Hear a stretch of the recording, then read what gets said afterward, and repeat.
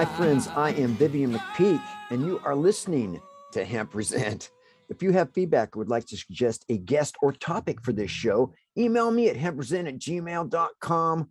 I want to hear from you. Today's guest on Hempresent is Michael Buffalo Mazzetti. Hailing from the Okanogan Highlands of Washington State since 1975, Mazzetti is a Vietnam-era veteran and received a Bachelor's of Food Science from Pratt Institute in Brooklyn, New York. He has been an advocate for the medical and recreational use of cannabis since the 1970s. His views originally influenced by books such as The Emperor Wears No Clothes by Jack Herer and Back to Eden by Jethro Kloss. While helping his mother battled lung cancer in 1982, Mazzetti recognized the benefits of using cannabis to help her maintain a quality of life as she died with dignity. In 1996, he created Legalize It Springwater, which encourages consumers to send a message in a bottle to the Chief Justice of the U.S. Supreme Court to reschedule cannabis. Mazzetti has dedicated the last half of his life to researching the benefits of using various ratios of CBD to THC and how to titrate the dosage of each. He wants to share his knowledge of how to create homemade cannabis medicine to the world. And to that end, he has joined me today to bring his wisdom and knowledge of the plant directly to you. Welcome, Buffalo, to Cannabis Radio. Hey, thanks, Vivian. Nice to be here. It's my pleasure, old friend. Let's begin with how and when you began your relationship with the plant. I took my first toke at a Grand Funk Railroad concert in 1971. How were you first introduced to cannabis? Well, basically sitting on a bench on the side of the road by my high school, and we were all sitting around and passing around this joint when the chief of police of the town came up and sniffed the air and looked at us all and said, "Smells like gunpowder or something." So that was kind of like my introduction. That cracked us up, and it's been a good time with cannabis since then, and even better time once I realized its medicinal value as well as its recreational value. Almost sounds like you've stumbled onto a potential strain name there, gunpowder. Yeah. They got everything else, right? Why not? Yeah, we can make that work. Maybe be a form of keef or something, right? Right. Your bio touches on your experience with your mother during her cancer battle, and my condolences. Is that when you first became aware of the therapeutic properties of cannabis, or did you already know about medical marijuana? Well, I basically did a lot of research when my mom got lung cancer. And of course, we're talking, this was 1983. It was pretty early on in the cannabis world for me, in study of the CBD and THC. And but it stimulated my mind in saying, hey, cannabis, or Indian hemp as it was called, for many years prior to being called marijuana. Indian hemp had a lot of potential, and it started me investigating. And there wasn't a lot of information out those days, but it did start my questioning of how else can we use this, and what are its benefits for the medical conditions of people. Yeah, my father died of lung and brain cancer in 1996, and that was my first direct experience with medical cannabis, and I was really blown away by how effective it was in giving him quality of his end of life. You've devoted a lot of your time to exploring the proper ratios of CBD and THC necessary to expect the best results in a therapeutic application of cannabis, and I want to get into that. But can you touch just briefly on cannabinoids in general before we really dive deep into the process of creating medical cannabis? Everybody has an endocannabinoid system in their bodies. Cannabis is generally good for us, right? That's right. Our endocannabinoid system in our body produces its own cannabinoids. And it's only since we realized that phytocannabinoids or plant cannabinoids could be beneficial by boosting our endocannabinoid system within our body, because unfortunately, for some reason, we don't produce enough of them, and our body tends to be lack, and in being lack, it doesn't function properly. So the endocannabinoid system is actually a system within all of the systems in our body, and it works on a cellular level. And yeah, and that probably very important. Comes from millennia of Americans, a millennia of humans using cannabis throughout history, right? Yeah, we know that we found cannabis involved in burial sites for over 10,000 years, and the Chinese, of course, used cannabis extensively over the years, and for various treatments. So it has been done for a long time. We're not the first, but we're certainly the first that I know of that has actually identified the various 95 plus components of cannabis, including the cannabinoids, CBD, CBG, the cannabinoids. And what they do to our endocannabinoid system, we're not really sure of all of the effects of it, or what CBG does, or what CBN. We know that CBN is a relaxer. It's a sleep enhancer, but too much CBN, which is created by the breakdown of THC and CBD. Too much CBN creates paranoia. So some of that old pot you got laying around might be pretty paranoia prone. Yeah, and as cannabis ages, right, those ratios change, right? That's correct. They do. As the CBD breaks down into CBN, and the THC breaks down into CBN, and also CBG. Interesting. So, yeah, it really is. And we really know very little, as we were just really started studying this with Dr. McCollum in early 1990s, when he identified THC and identified CBD a little bit later. Fascinating. So let's pretend that somebody is new to this whole world of cannabis and they wanted to make their own medical cannabis to treat whatever situation they're dealing with health-wise. The first step to quality medical marijuana, of course, is the marijuana, choosing the strain of cannabis to begin with. What should people think about when selecting or breeding the strains that they'll use to create medical cannabis? How would you advise people to approach that issue? Well, the first thing I would do is I would do an internet search on whatever I was trying to treat. Like if I was trying to treat, say, Parkinson's disease, for example, I would Google Parkinson's disease, or however you want to do it. But using a search engine, go with Parkinson's disease, CBD, THC ratio. Those 4 words there, or 5 words with Parkinson's disease, will bring up a plethora of studies that have been done on what the correct ratio would be, or what a good ratio would be to start with. Every human body, of course, is a little different than every other one.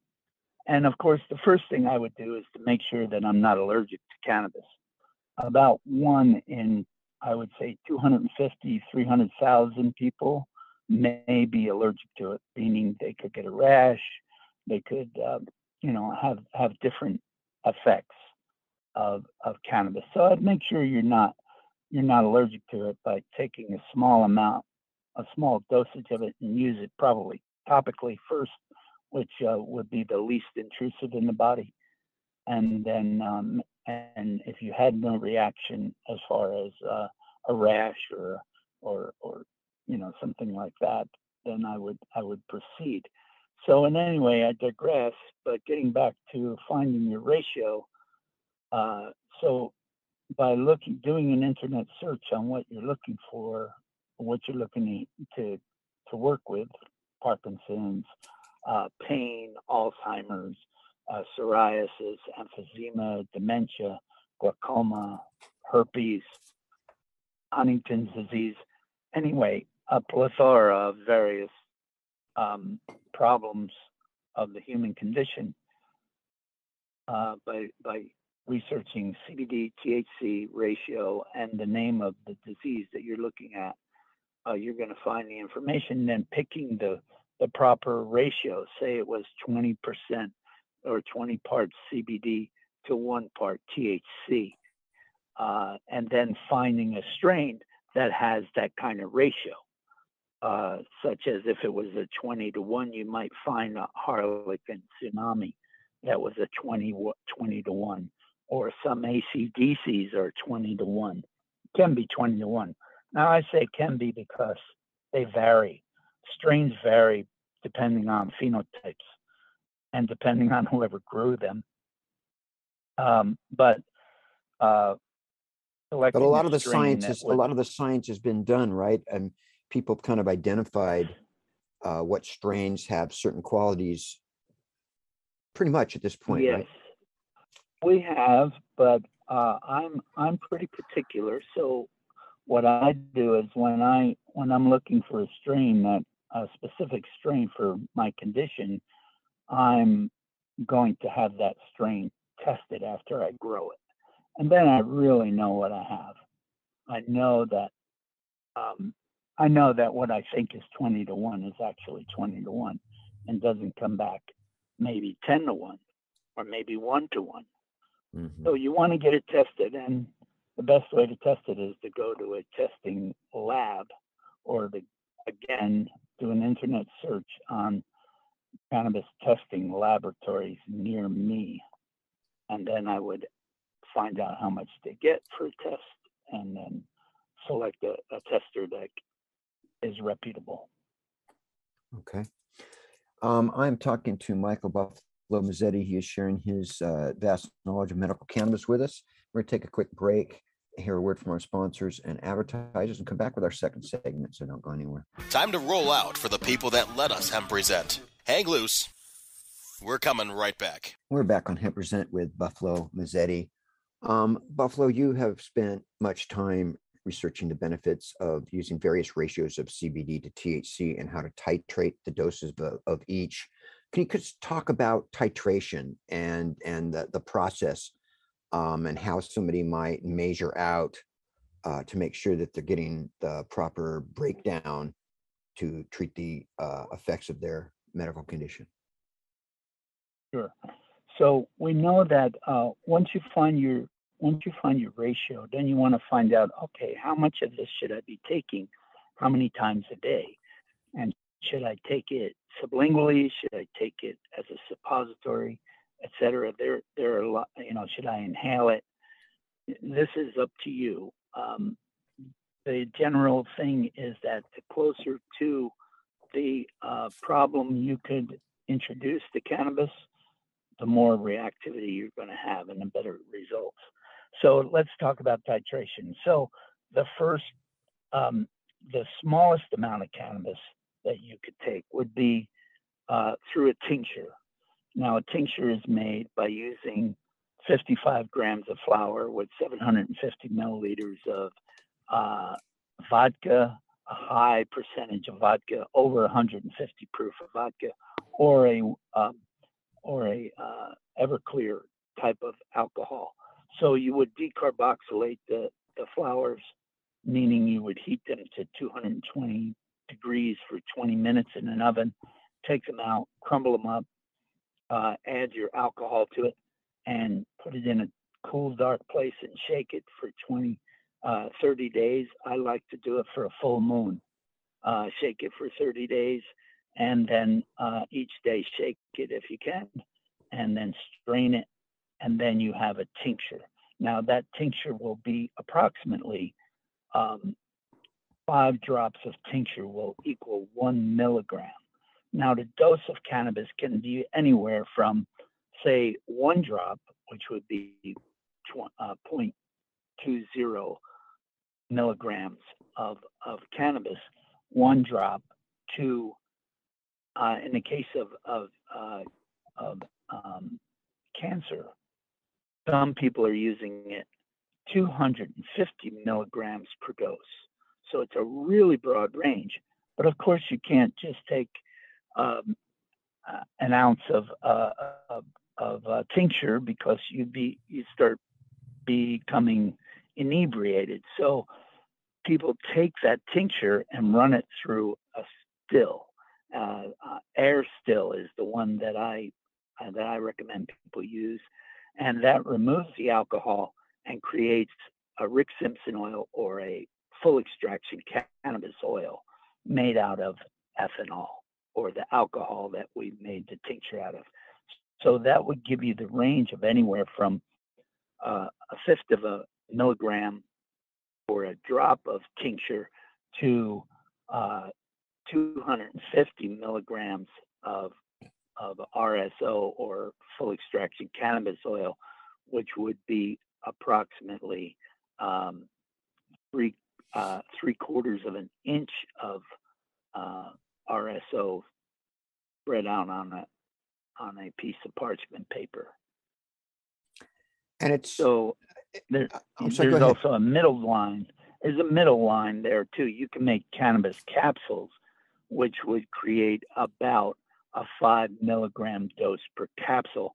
And that capsule is made by using 30 grams of flowers with 65 grams of leaves and a half an ounce of infused olive oil, which infused with cannabis, which you again would decarboxylate all of these things and mix them together and fill capsules. And that formula that I just gave, 30 grams of flowers, 65 grams of leaves, and 1 ounce of infused olive oil, will yield approximately 90 capsules of 5 milligrams per capsule. And it's probably important to point out that people should start small, right? You need to start small, if for nothing else, just to make sure you're not allergic to it. And then you need to build up to the dose that is starting to change your condition. And you're starting to feel better. You're starting to function properly, because this is all about neuromodulation and cell signaling.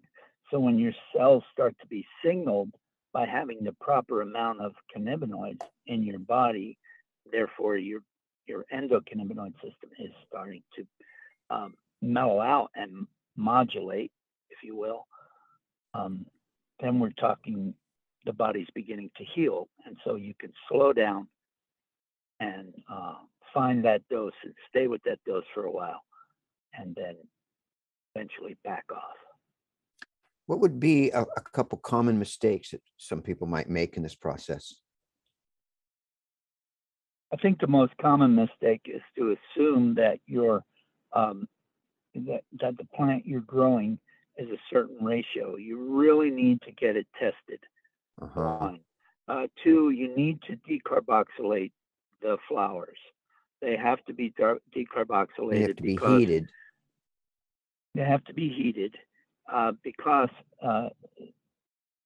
CBD is really CBDA in the flower, and THC is really THCA in the flower. And when you decarboxylate them, then you create CBD, pure CBD, and you create delta 9 THC or delta 8 THC, which is the psychotropic part. The other mistake a person could make would be to use a psychotropic, higher THC plant and have anxiety, get the negative effects of the THC. Whereas if you stay with a higher CBD, you don't have as much of those things affecting your body. So if somebody was new to cannabis and they said, I'm going to treat my cancer or my epilepsy or whatever it might be, my chronic pain, and their first dose, they go, oh my God, I'm totally whacked out. I'm zonked. I don't have any energy. I can't wake up. I feel so stoned, right? They might be discouraged, but they should realize that that's going to go away as they keep taking it, right? Well, I would try to back off and take a half of that dose, whatever that dose was. I'd take half or less. I'd slow down. I'd make sure that they're not into the THC side of things. Like a lot of times, if you go to these shops that are existing, a lot, we used to grow a lot of marijuana because it had high THC. Well, now we're realizing that THC is not the only thing we're looking for. We're looking for that CBD. So I would say if a person has that experience, they need to back up and so like a first dose of cannabis oil might be literally half the size of a grain of rice, right? You might not even start with the cannabis oil. You might start with some tincture and start with 1 milligram of 5 drops of tincture taken twice a day of the CBD and twice a day of a THC tincture. And like every 6 hours is how it's recommended. Another thing is a person should get a good book. And there are some great medical marijuana books out there. And they can give you a little more help with it. Also, you might check with projectcbd.org, which has a great CBD user's manual in there. Martin Lee and Company, good folks. And so a person could start, if you've never taken marijuana before, you could start with using a 1 milligram dose of CBD at 8 o'clock in the morning, a 1 milligram dose of CBD at 2 o'clock in the afternoon, and then at 8 o'clock in the evening, a 1 milligram dose of THC, a higher THC ratio at 8 o'clock at night. And then again, when you wake up in the middle of the night to use the restroom or whatever, take another milligram and do that for a couple of days and then double that. And then do that for a couple of days and double that. And eventually get to the 5 milligram where you would take a capsule. One capsule would give you 5 milligrams. And again, you take it twice a day for CBD, twice a day for THC. Excuse me. And we're talking about this as a benefit for cancer specifically. This is what has been the recommendation in many books and many webcasts that talk about treating cancer. So you want to take 4 doses a day, 2 of CBD and 2 of THC. And it's important to take them back to back. In other words, the 2 THC together, the 2 CBD together, because they're also what is known as agonists, which means that they kind of block the receptors. The CB1 receptor in the endocannabinoid system reacts to the THC, and the CBD we found reacts to the CB2 receptor. So we gotta go to break, Buffalo, but let's touch on that. Yeah. Let's touch on that when we come back. We're gonna go another quick break and come back with our final question. Time to roll out for the people that let us Hempresent. Hang loose. We're coming right back. And I'm with Buffalo Mazzetti for our final questions. Buffalo, we had talked earlier before the show about the CBD and THC receptors in the brain and how they get clogged. One clogs the other, right? The THC clogs the CBD receptor and the CBD clogs the THC receptor, and they should probably be taken separately. Is that right? That's right. What we're learning is that those receptors, the CBD and THC are agonists to one another, and so they kind of block one another. So it's good to take them separately and take 2 doses of CBD back to back at, say, 8 in the morning and 2 in the afternoon, then 8 in the evening and 2 in the morning for the THC, so that they don't kind of fight one another. Interesting. That's almost counterintuitive to what somebody might think coming into it. Well, this is just a fascinating subject. And there are, every day there's more and more people who thought they knew about cannabis who are discovering that there's a whole world they didn't know about and they want to learn more. So this is really helpful. We have just a couple minutes left to talk. I'm just curious, what are your final thoughts? What do you think people should know who are thinking about making their own medical cannabis? It's doable. It's very doable. And, you're going to have a little bit of a challenge to figure out your specific dose, but don't worry about it. It's not going to hurt you. You're going to figure it out and start slowly and build up to the point where it's beneficial to you and you can feel it. It's just like taking the homeopathic doses of anything, if you've ever experienced that.